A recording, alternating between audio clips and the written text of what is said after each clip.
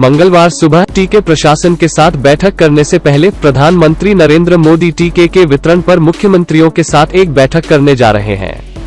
शीर्ष सरकारी सूत्रों ने बताया कि अगले साल की शुरुआत में नोवेल कोरोना वायरस संक्रमण का जो भी टीका उपलब्ध है उसकी पहली खुराक 1 करोड़ फ्रंटलाइन स्वास्थ्य कर्मचारियों को प्राप्त होगी।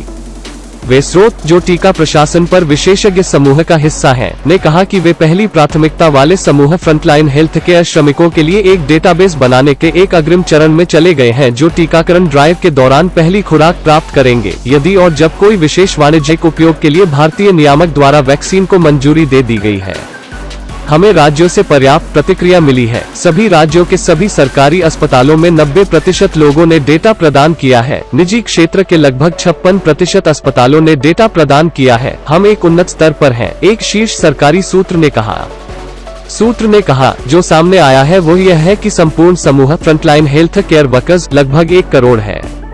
हेल्थ केयर और डेटाबेस पर एक डेटाबेस का निर्माण एक प्रक्रिया है जो अब अंतिम चरण में है और मंगलवार की सुबह वैक्सीन प्रशासन पर मुख्यमंत्रियों के साथ पीएम मोदी के विस्तृत जुड़ाव से आगे आती है। वरिष्ठ अधिकारियों ने पुष्टि की। Doctor VK. पॉल, सदस्य NITI आयोग, और राजेश भूषण, केंद्रीय स्वास्थ्य सचिव, दोनों जो विशेषज्ञ समूह के सह अध्यक्ष हैं, की विस्तृत प्रस्तुति की उम्मीद है। सबसे बड़ी टीकाकरण ड्राइव के लिए बैकएंड तैयारी भी एक समय में आती है जब केंद्र को 400-500 मिलियन खुराक प्राप्त करने और उपयोग करने की उम्मीद होती है और जुलाई 2021 तक लगभग 20-25 करोड़ लोग कवर करते हैं। केंद्रीय स्वास्थ्य मंत्री डॉक्टर हर्षवर्धन ने कहा कि भारत में उपलब्ध होने वाले कोविड टीकों के वितरण का क्रम अक्टूबर में था। पहली प्राथमिकता उन लोगों के लिए होगी जो वायरस से जोखिम वाले खतरों का सामना कर रहे हैं और जोखिम का संकेत दे रहे हैं। शुरुआती प्राप्तकर्ताओं में फ्रंटलाइन होगी। सूत्रों ने कहा कि राज्य सरकारों ने एलोपैथिक डॉक्टरों, आयुष डॉक्टरों सहित विभिन्न श्रेणियों के तहत फ्रंटलाइन हेल्थ केयर श्रमिकों पर बारीक विवरण प्रदान किया है। अस्पतालों में तैनात नर्स, आशा, मान्यता प्राप्त सामाजिक स्वास्थ्य कार्यकर्ता और ANM सहायक नर्स, मिडवाइफरी।